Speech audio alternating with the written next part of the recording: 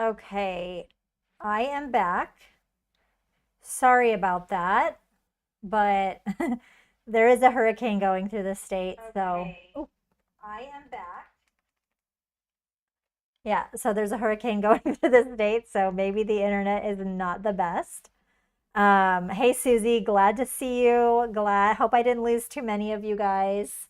Hang on just one second. I'm just gonna see if like any people will get back on because I don't want everybody to miss this. So we are doing rainbow brush experiments. And okay, hey Linda, hey Eric. Oh no, Jody. Okay, Jody. Glad to see you guys. I'm just gonna like hang out for just a minute. And let me know, does this stream seem better? Does it seem okay? I'm very curious. I feel like I'm shiny today. Anyway, I feel a little grungy. It's been a crazy couple days, but I'm okay. So far, good. Oh, thank goodness. Okay, so let's just get into it. Yeah. Oh my gosh. Please do not hesitate to let me know if my stream is bad because there's construction next door, there's construction in my building, and literally when they start hammering with the things and I can hear it inside the building, the internet just goes to crap. It's insane. But I try to use my Wi-Fi, but my streaming hotspot from my iPad is actually not so bad. So yeah, so let's just bounce into it. So I filled this document with my gradient, which is going to serve as my guide. And oh yeah, so I was just getting ready to look at the pattern painter brushes. So I was talking about these brushes and I'm using the mixer brush. I'm loading no color in. And then I'm also taking the spacing way down. And that's about it. I could probably turn off I have oh no, I have some shape dynamics. So like the direction is controlled. So it's however I pull my brush will control it. So that's about it. So you guys could, if you like, if some people just like to have my brushes and play with them, and then there's others in my community who are interested in creating their own Photoshop brushes. So I like to kind of give a little bit of the tips or whatever. So I created something that looks like this to begin with, and I used the paint pulling brush 3. So I'm creating a new layer. So I want to work non-destructively, but the key thing is to make sure that you check sample all layers because you want to sample the layer like anything that's, it's not on the same layer or whatever. So anyway, I'm going to zoom out.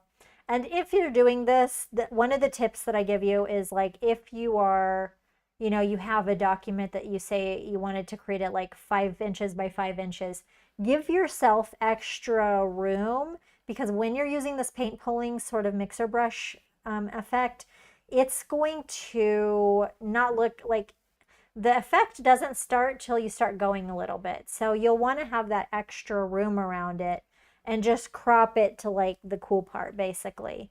So I'm going to hold my shift key down so that I get like um, a straight line. And here we have this really cool gradation effect with this brush. And I can kind of see where it ends. So, and I can kind of see how big the brush is. So I can kind of eyeball it from here to here. So like I'll eyeball it to do the next brush stroke like here and see how it goes. Oh, okay, why is it not pulling? Let me just undo.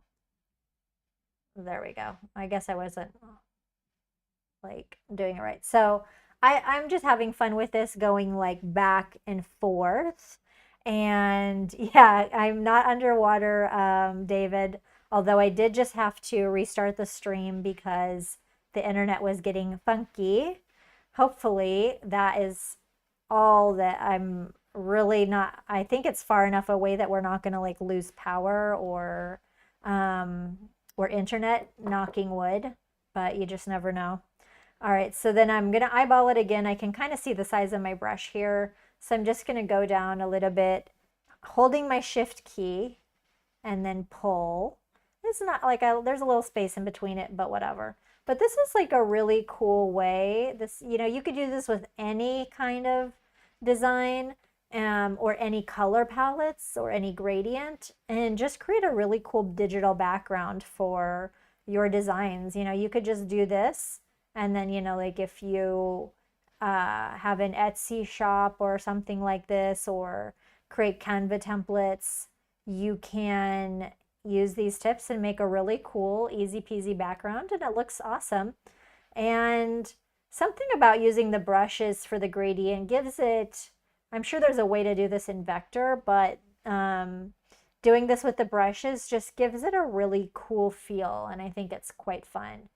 And so then the next thing I did was like layer up, and I added another brush stroke on top of that. So like what you could do also is, say I want to work non-destructively. So I like to, you know, if I create a step in my design, I might want to like duplicate this layer and then do my experiment on the new layer. That way I always have a little backup. So I kind of like to do that sometimes. And so for this one, I think I grabbed the paint pulling brush 11, and let's see how I did that.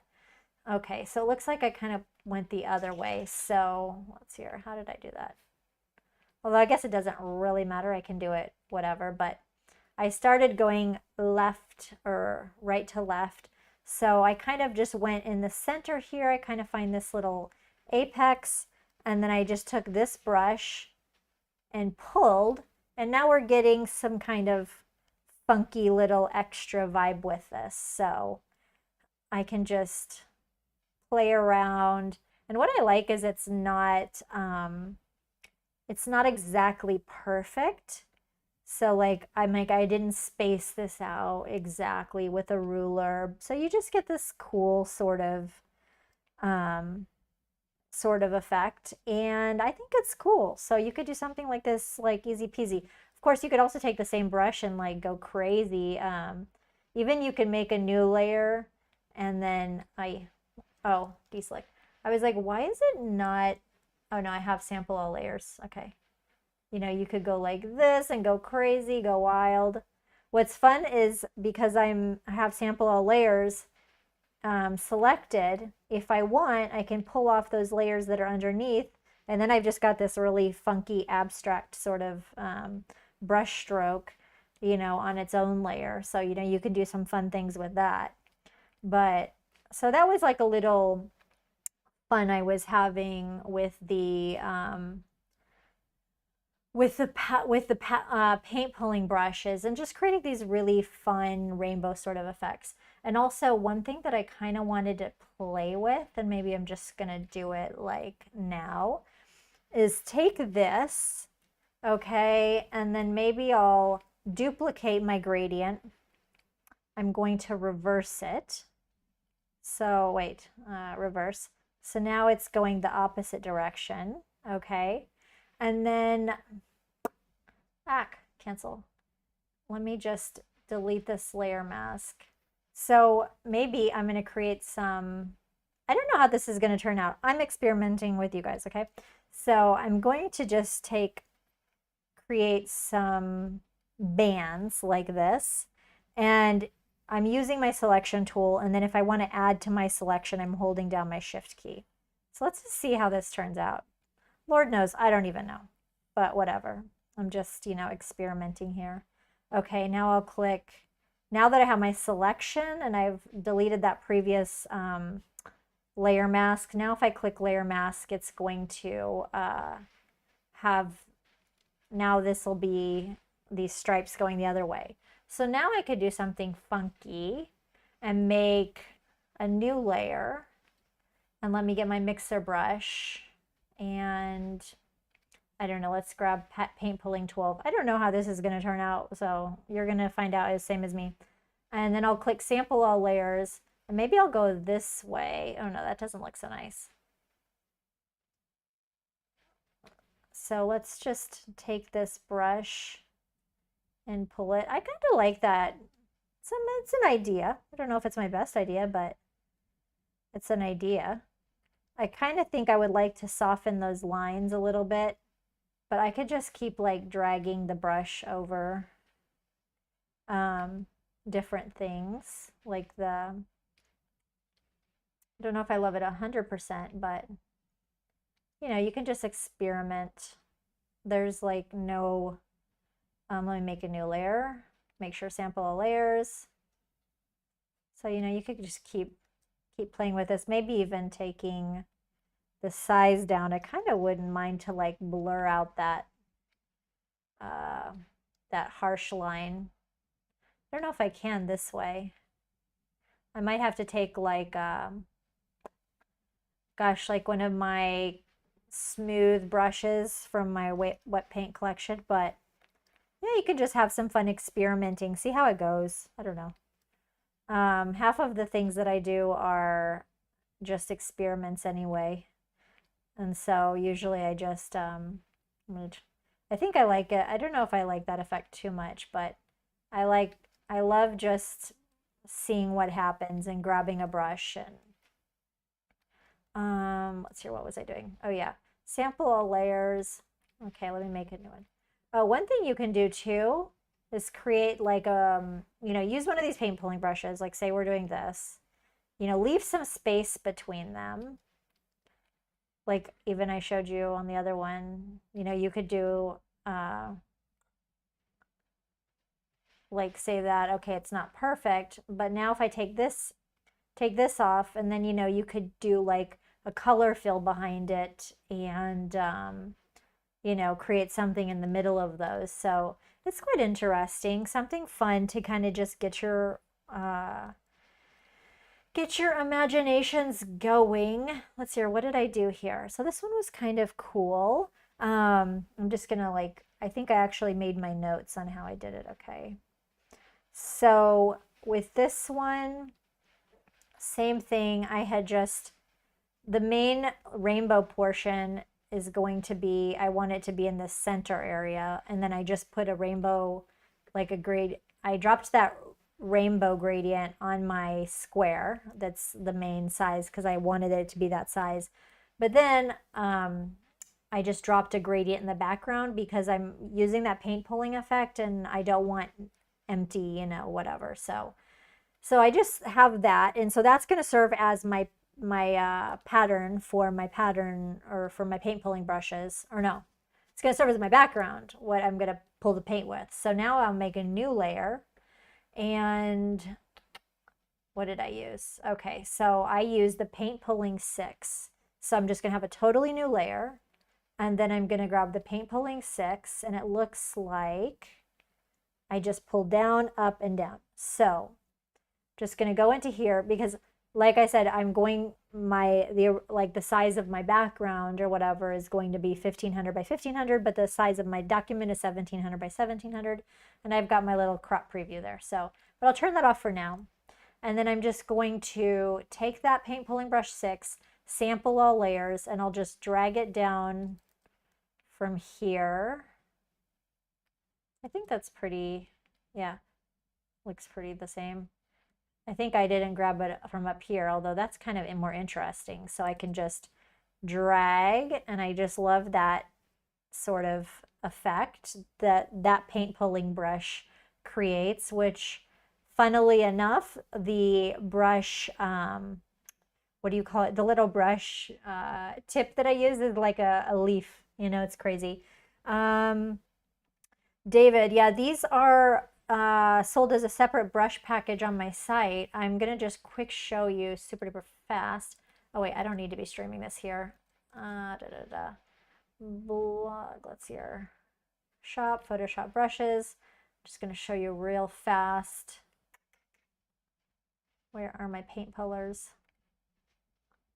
Oh yeah.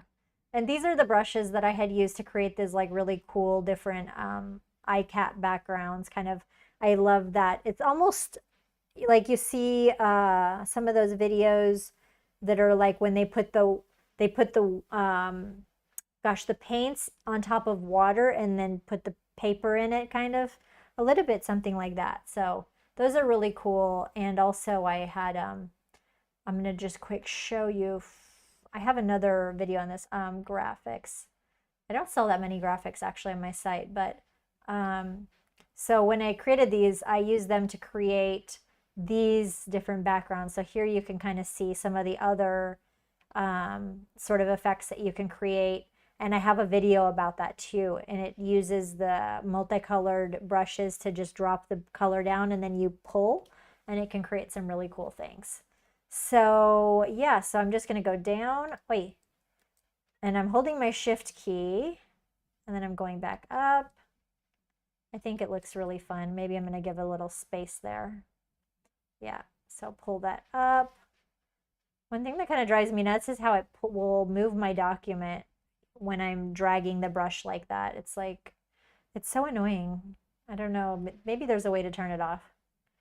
Okay, so now we've got that cool sort of effect. I'm digging it. I think it's cool. And if I crop it back to my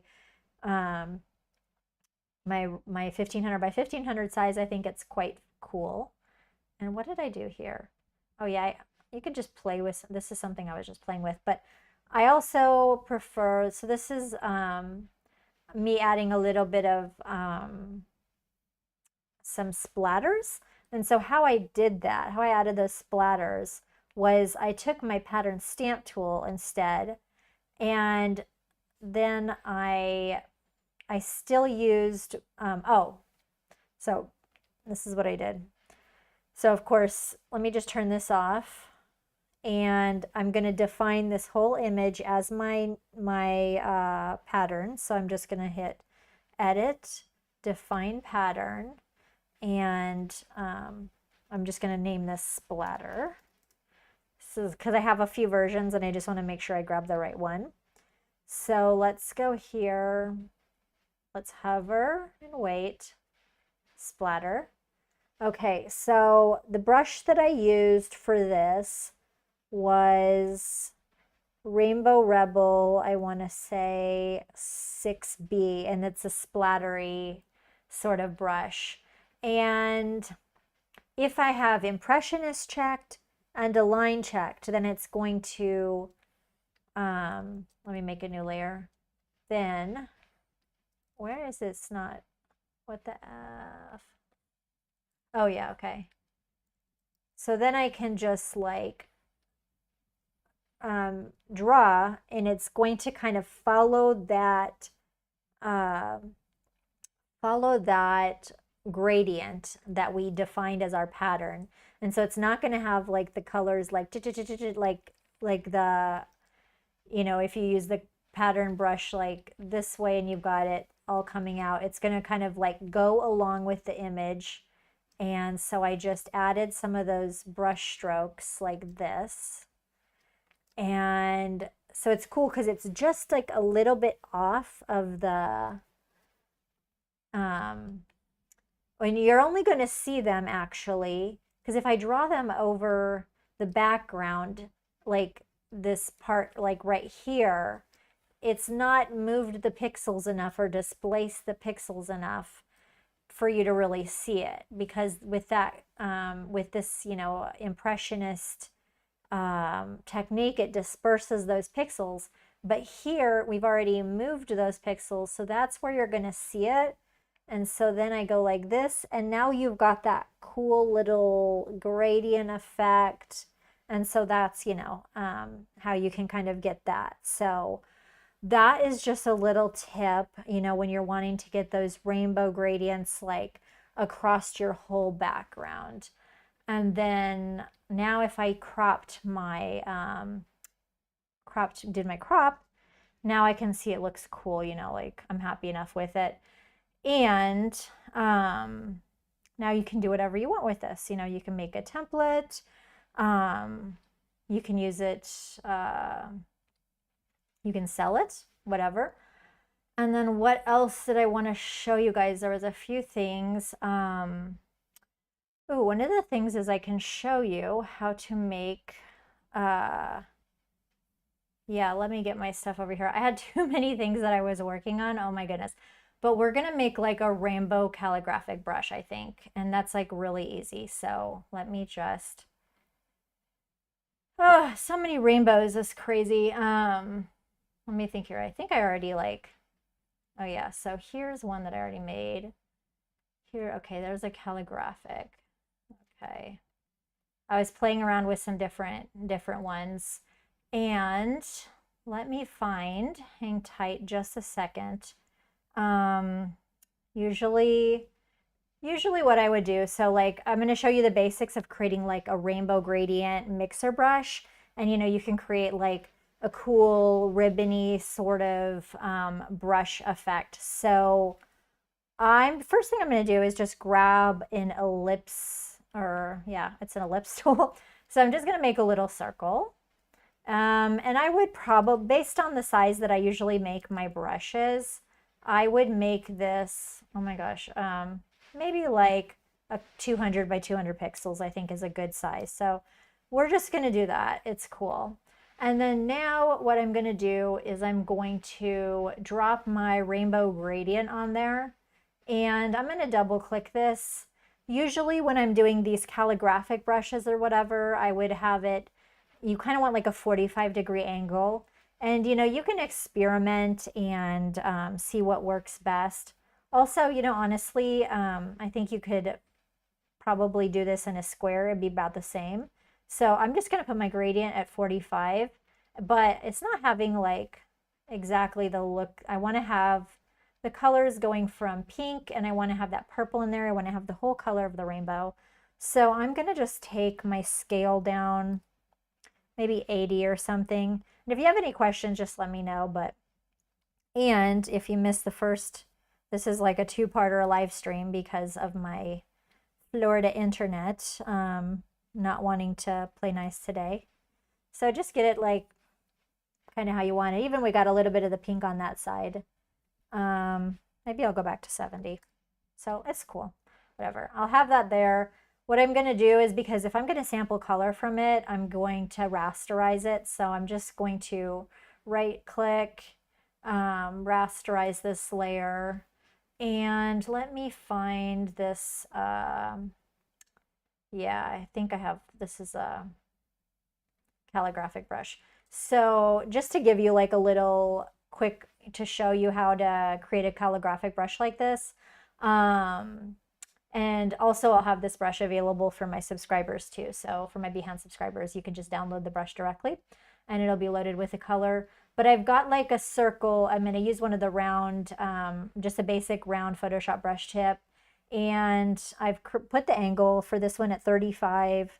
You can make it however you like. I've taken the roundness down so it's like really like not so round. Let me just, I like how the brush was initially like, so you just, you've got that angle. I put 35. It's cool. You could do 45, I guess, too. Let's just put 45. See how it goes. The hardness, I have the hardness all the way. And then the spacing, the main thing of the spacing is to be 1%. Take it all the way down. And then the shape dynamics, I have it so that the pen, there's no jitter on the size, and then the pen pressure is controlling the size of it. So, you can use your pressure sensitive pen and have like a smaller end and all that. So you get a preview of the brush here. So here we can see it with a one color. And let's see here. Let me just click to make a new brush. I'm just going to put demo. And then now I'm going to take my mixer brush, click this brush, and check my settings up here. I'll leave this right now like pure wet. So I've just got like everything at 100. And I could even take my brush smoothing up to like 50%. And now I'm going to click option and sample the color from here. And so now if I click on this, well, make sure that you have the right layer selected, excuse me. Okay, so option and click, or alt and click if you're on a PC. Now, as I can see, I can preview my little rainbow up here, but as you can see, it doesn't have the whole bit of the rainbow in it. So what I'm going to do is I will just right bracket to make my brush bigger. So I'm just going to click that a few times. And now if I resample it, let's just see. Now I've got that whole like rainbow in there. And so that's cool. And now let me just take my smoothing down a little bit. And now we can see that like cool kind of rainbow effect all in the single brush stroke. So that's really fun. And you can create some cool things. This one is, because it's totally wet, that means that the stroke is going to be wet. So if you like paint over your itself, it can be like it could get like really muddy. So you could actually take this down to a dry heavy load, and now you see it doesn't disturb the paintbrush stroke that you just created. So it's a bit fun. You know, you can create some fun little backgrounds. You can do it, you create typography, what have you, if you're good with that kind of thing. What was another thing that I wanted to show you? Let's see here. I was just like, honestly, I was just messing around. This is like one of my gold play brushes. And in fact, for this one, as you can see, like here, I created a little color palette, a little rainbow color palette, and it has a square shape, and it worked just fine too. And let me see here if I just zoom out. And then the cool thing about the wet brushes is that, you know, you can look and you can see like when you draw the stroke down or when you draw the stroke up or you go in a different direction, then you're going to see different colors appear of that. So that's quite fun. So this one was one of the gold play brushes that I had done, but I love like trying new things with older brushes and just seeing what will come out. And yeah, let's see here, what was I doing? Oh, this one was kind of cool. This one, I think this was a gold play brush as well. And like, this is fun. This is the one that this one looked quite cool in gold, but it also can look quite fun in rainbow. And this one, it's a I think it's like, I think that one is, it was based on one of the glitch core brushes. So for this one, I would take the smoothing way up, but I love those little tips at the end. Gosh, let me just, okay, it's the gold string brush. Let me just see where I found that from. It was in my gold play. It was in my dry, let's see here. I think it was in the last one. No, I don't, oh no, it was in the, I think it was in one of my experiments. So this was a cool, this is something I'm also experimenting with. So when I made my gold play brushes, or no, I'm sorry, it's a glitch core brush. It's a play on one of my glitch core brushes. And the glitch core brushes are really cool. If you haven't seen them, hold on one second. Let me just pop over here. This is what I love about like mixing and matching and getting creative. So where are them? Okay, so the glitch core brushes are super duper cool. And I think this is one of the glitch core brushes that I had just adapted. So these have all kinds of crazy effects, and most of the time I'm using the pattern stamp technique with this. But what I thought to do is do it like a little bit different and take like this glitch core, I think it was originally a glitch core brush, and use it as a wet paint mixer brush and load it up with like a rainbow palette like I did. Let's see here.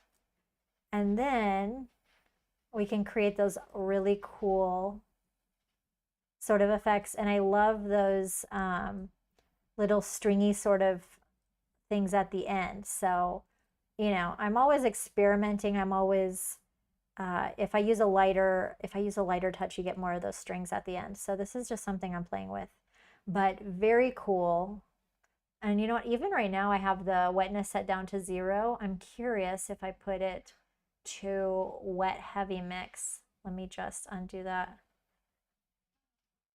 I think it's better on dry, because if you have on wet, it could get real muddy with all of those parts. And the glitch core brushes, by the way, actually use the Photoshop bristle brush engine. So that is wild. But yeah, so like what I wanted to kind of let you guys know is don't be shy to take like even some, a lot of you guys have all of my brushes.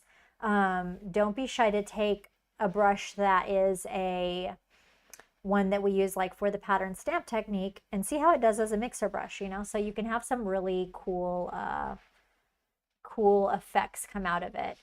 And I'm going to just show you one of like, say, my wet galaxy brushes. This is in my galaxy brush collection. And let me find where let's see here, palette. I'm going to name this layer because I keep trying to find it. So this is like a wet paint brush that's from my galaxy collection, and I had created all these like really cool galaxy color palettes and everything. So I'm just going to try it with a rainbow instead. So I'm going to load up that rainbow in there. And now this is a good like learning moment. So because of the way that this brush is, it's at a negative 45-degree angle. Okay, so if I click over this, I can see what gets loaded up into my thing. But because the angle is reversed, now if I'm drawing like it like this, I'm just getting one of the colors. So what you need to do is to take that palette that we created and go edit and transform flip horizontal, because this brush is angled this way. So because this brush is angled like, it was angled like this as a negative, the tip was negative 45. So when I was selecting it over on this, whenever I was like sampling from here, it was only getting the green. So because it's going this way, I need my palette or my gradient to go the opposite way. So now if I option click, now let's use this brush, and now we're going to have like, rainbow effects. Of course I can click, I can right bracket, so make sure that I sample the whole thing. So I'm going to option select, make sure that your whole gradient is in there. And now if I can take my brush size back down, and now I'm going to get that whole gorgeous gradient. But that's a really fun brush. Yeah, Susie, I do keep almost all of my brushes loaded in my computer for sure. I can give you guys a little tip. This one has this one has like wet settings. It's got a softness, which I like. I'm curious if I put a dry heavy load, how it look. It looks almost the same actually. The thing is when you have the brush spacing all the way down to 1, it won't change that much. Like it looks pretty much the same, but it's good to know to turn it dry if you want to, if you don't want it to get all muddy as you keep going over itself. And I'm going to show the brushes, Susie, just before I leave. And yeah, was there anything else cool that I wanted to show you? Hold on. I had too many things going on. Oh, there's one document that I'm missing. Hold on. 2 seconds. Let's see, work in progress. Rainbow 5.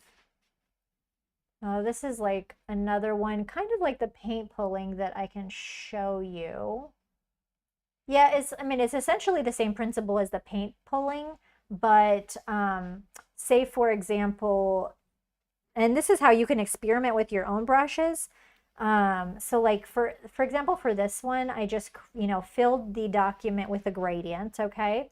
And then what I did for this one, because I want to get that really nice sort of, rainbow wet brush stroke. So what I did, and I don't want it to be like all the rainbow like a ribbon, but I want it to just be rainbow like, going into each other. Anyway, you'll see whenever I do it. So what I did was I grabbed my Wet Paint Studio brush number 3. I think that was what I grabbed. Where's my thing here? Yeah. So I took that brush, and now if I'm just going to demo you this brush, this is just a brush from my wet paint collection, and I already have some gold loaded into it by default. But you can load your own colors and everything. But what I'm going to do is I'm going to take that wet brush, and I'm going to empty the load inside that brush. And so I'm going to just click this right here. And so I want to make sure that that's empty right there. And then now I'm going to do sample all layers. And so then what I can do is I can just go like this, and you might not see it now, but you can just draw like a nice little wiggly line and create a cool design. You can also take the smoothing so it's not all like, maybe you're like me and don't have a super, what do you call it? Super steady hand. But I had sample all layers selected and I worked on a new layer. And so now if I turn off that background layer, then I've got that cool sort of rainbow sort of effect. And then you could do something cool with it. You can just do some rainbow thing brush strokes in the inside the thing there. But that's just another idea, and that's like, you can just try it with any of the brushes. Grab a brush tip you have, take just with the put a gradient, what do you call it, rainbow gradient. Grab a brush tip that you have, make sure you have the mixer brush going on. Grab a brush tip, take the spacing all the way down to 0, and then maybe take the shape dynamics and then make sure that the control is on direction, and then see what happens. So you can have a lot of fun with that. Like, okay, I don't even know how it will turn out, but I will just show you myself. So I'll go ahead and change this to like dry heavy load. So let's just grab some rando brush tip that I have. I don't know. Let's just grab these 3 triangles. Let's see, maybe I'll just I'm gonna try a snowflake. Maybe take the spacing way down. I don't know. And then let's see our shape dynamics. Now we do not want the angle jitter on. And then, so we picked out a random brush tip. Spacing all the way down, shape dynamics, just leave them. Or you can have the control on the pen pressure, yeah. So, and then make sure that the angle jitter the control is direction, okay? That's good enough. Also, you can play around with the angle to see what happens. For this one, maybe I'm just gonna take this might be more interesting. This one with a few different kind of stones. Let's take that spacing down. Now if I play with the angle, I can see there's some spacing in there. It's a little bit interesting. So now let's make a new layer and turn that gradient background. And now let's just sample all layers is on. I don't know how this is going to turn out, to be honest. Let's turn this off. That one's not quite as interesting. So maybe there is more to my my paint pulling brushes than meets the eye. Now I'm curious I think the paint pulling brushes, there was like, the key to like them being more interesting is having like some spaces form in the brush tips, or having like this with the leaves, you've got these kind of this shape and then it pulled it. So let me just look at them. So I'm like learning from myself here. Yeah. So here is the key, when you see this sort of this little effect going on there, you can see like kind of what's happening. But let's grab that. Yeah, paint pulling brush 6, turn that back on.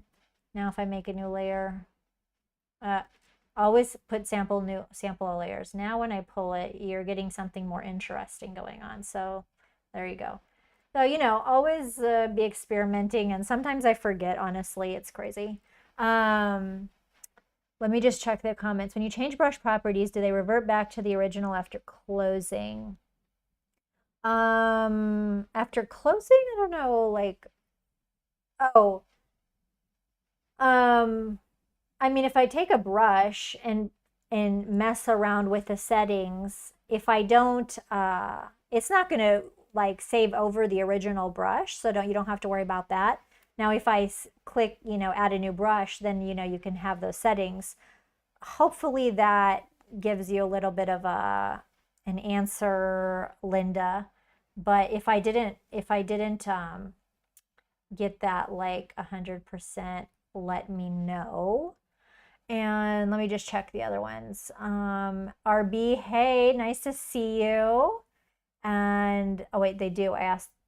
Okay, they do. Do they revert back? Oh yeah, they revert back. Yeah. Okay, yeah. It doesn't get. It's not. Don't worry about messing around. Like if you grab one of my brushes and you play with the settings, yeah, it won't change the original brush. Yes. Thank you, RB. Okay. Making sure that I get that really straight with you guys. And since I'm going to wrap this up, by the way, check out the first part if you didn't, if you missed that. It had some really good rainbow brush tips.